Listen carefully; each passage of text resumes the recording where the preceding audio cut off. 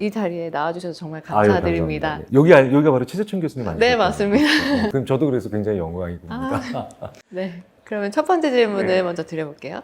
사실 저희가 빡독 독서 모임 이런 행사다 보니까 책에 관심 있으신 분들이 많으세요. 근데 가장 많이 하시는 질문들이 어떻게 책을 고르고 어떻게 기록으로 남기시는지 서로 막 그런 걸 나누시거든요. 근데 이게 궁금해서 여쭤보고 싶어서. 저는 습관 두 가지가 있어요. 첫째는 책을 읽으면 막 소문내요. 나 그 책 읽고 있다고. 네. 그럼 결국 저한테 그 책 내용을 물어보는 사람들이 나오게 되어 있고 안 읽을 수가 없게 돼요. 그래서 제가 왜 독서 관련된 프로그램을 TV에서도 많이 나가는 이유가 그럼 무조건 읽게 되니까. 저는 저를 안 믿어요. 저를 잘 안 믿어서 어떤 책을 막 읽는다라고 막 자랑을 해요. 근데 왜 금연한다고 막 자랑하라고 알리라 그러잖아요. 마찬가지로 좋은 행동도 사실은 좀 얘기를 해야 돼요. 특히 그렇게 되면 조금 더 책을 더 깊게 읽게 되고요. 그리고 더 중요한 건 남들이 나한테 물어보니까 꼭 그 질문에 대답을 위해서까지는 아니다 하더라도 남들한테 설명할 수 있는 수준으로 깊게 읽어요. 네, 그래서 저희 첫 번째 습관은 동네방네 이제 얘기한다. 나 무슨 책 읽는다 이렇게 열심히 얘기하는 거고요. 오히려 독서 자체에 대한 습관보다는 그래서 독서 전후의 습관이 전 좀 중요한 것 같아요. 다 읽고 난 다음에는 종이 3장을 꺼내는데 종이 3장이 전혀 다 크기가 달라요. 그래서 뭐 좀 큰 종이도 있고 정말 손바닥 반의 반보다 작은 종이도 있어요. 근데 최소한 3가지의 전혀 다른 크기의 종이를 꺼내서요. 제가 방금 전에 읽은 책을 그 크기에 맞게, 즉 분량에 맞게 요약해요.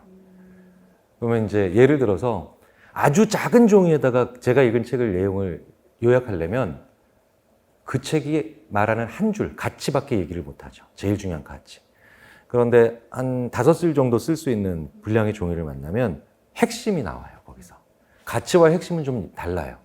가치는 내가 그 책을 통해서 무엇을 얻었느냐고, 그리고 핵심은 그 책이 무엇을 말하고 있느냐거든요. 그런데 내가 얻은 건 하나지만 말하는 건 5개일 수 있거든요. 그럼 이제 더 큰 종이가 하나 있어요. 큰 종이가 있으면 거기다가는 그러면 내 질문도 다 적어 놓을 수가 있죠. 그래서 제일 중요한 건 어떤 것을 습득하고 난 다음에 전혀 다른 분량으로 자기가 받아들인 내용을 정리해 보는 게 되게 중요하거든요. 그래서 저는 읽기 전에는 동네방네 소문내고 읽고 난 다음에는 전혀 다른 크기의 종이에 전혀 다른 분량으로, 그러니까 책의 내용을 한번 적어보는 걸 합니다. 그게 저의 독서 습관이에요. 정말 특별한 것 같아요. 왜냐면 첫 번째는 경희 교수님 뵈면은 이런 분들은 이런 석학분들은 뭔가 당연히 너무 습관처럼 너무 자연스러워가지고 저희가 이렇게 범접할 수 없는 것 같은 그런 네네네네. 게 있거든요. 근데 이거를 내가 읽기 위해서 누군가에게 말하고 그걸 자체로 환경 설정을 하시는 거잖아요. 그래서 그런 부분이 저희랑 다른. 그럼요. 전 지금도 진짜 공부가 재밌어 이런 사람들 보면 오, 정말? 네네. 공부의 결과가 재밌는 거죠. 네. 그러니까 땀 흘려 운동을 하는 이유도 사실은 꽤 많은 경우가 끝나고 맥주를 맛있게 마시기 위해서거든요. 그러니까 우리가 과정도 중요합니다. 과정이 굉장히 중요한데요.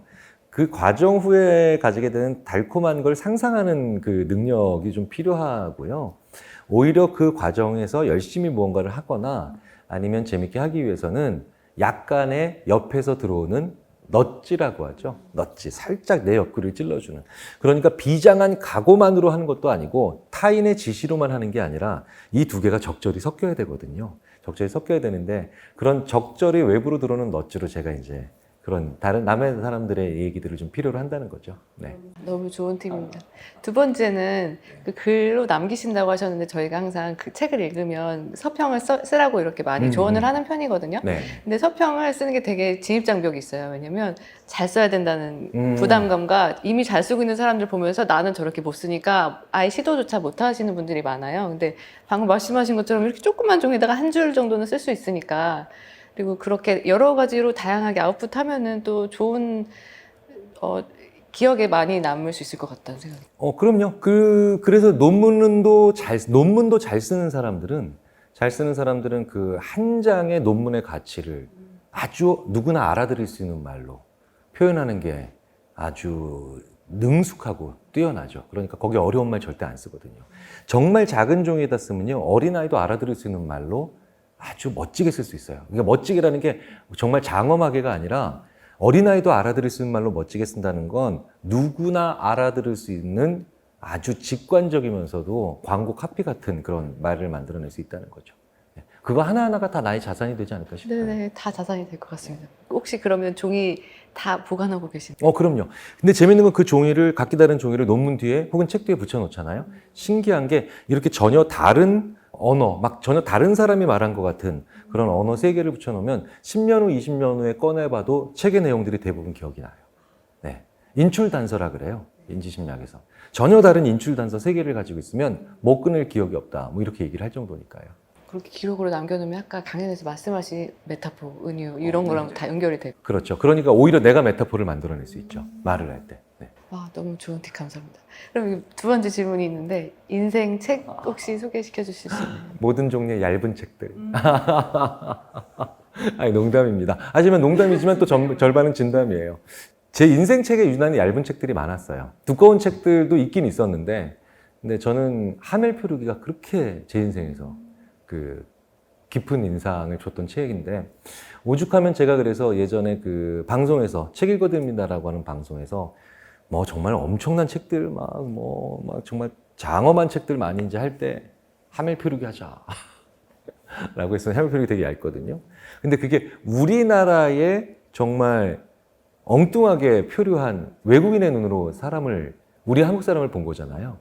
하멜 표류기 보면요, 정말 어쩌면 한국 사람들에서 이렇게 제대로 알고 있을까? 우리도 모르는 것에 대해서 반대로 어쩜 이렇게 하나도 모르면서 썼을까? 양쪽에 다 공존하거든요. 제가 하멜 표류기를 보면서 책에 내 있는 내용에 감탄만 한 게 아니라 어이없어도 했어요. 근데 감탄과 어이없음이 둘 다 공존하는 게 그게 자기 적성이거든요. 그래서 제가 나 사람한테 관심이 많구나. 저는 그랜드 캐년에 가도 그랜드 캐년을 보는 게 아니라 그랜드 캐년 보면서 감탄하는 사람들 얼굴을 봐요, 이렇게. 그러니까 이제 사람한테 관심이 많으니까 사람에 대한 얘기를 쓴 하멜 표류기를 보면서 저는 무역업의 꿈을 키운 게 아니라 내가 사람에 대한 생각을 되게 많이 하는 걸 좋아하는구나라는 그런 단서를 얻었죠. 어이없고 그 다음에 감탄하는 게 공존하거든요. 근데 예를 들어서 음식은요, 저는 다 감탄만 해요. 다 맛있어요. 그러니까 저는 셰프하면 큰일 나죠. 근데 어떤 분은 거의 비슷한 음식을 먹고도 어떤 건 음식을 먹으면서 막 눈물을 흘리면서 감탄을 하고, 어떤 분들은 어떤 음식에 대해서는 정말 어이없는 걸 떠나서 분노하죠. 그게 자기 적성이 있는 곳이더라고요. 그래서 저는 학생들한테도 하멜 표류기 얘기를 해드리면서 너희들이 어떤 것에 대해서 잘하고 좋아한다는 것만 너무 적성이라고 생각하지 마라. 니들이 거기서 굉장히 까칠해져서 정말 여기는 너무 좋고 여기는 너무 싫고 이런 게 경계가 분명한 데가 너희들이 예민한 데고, 그리고 민감하다는 건 너의 자질이 있는 거다 라고 얘기하면서 하멜 표류기 한 권으로 참 거의 한 2, 3주를 제가 울고 먹죠. 저한테는 인생책이었습니다. 저는 그랜드 캐년을 보는 사람들의 얼굴을 볼 생각은 전혀 하지 못했는데 그렇게 관점의 변화를 또 할 수 있다는 거. 그리고 적성을 찾을 때 두 가지 감탄과 어이없음. 혹시 하멜 표류기 안 읽어보신 분들 한번 읽어보시고 감탄과 어이없음이 공존하는 그 포인트를 한번 찾아보셨으면 좋겠습니다.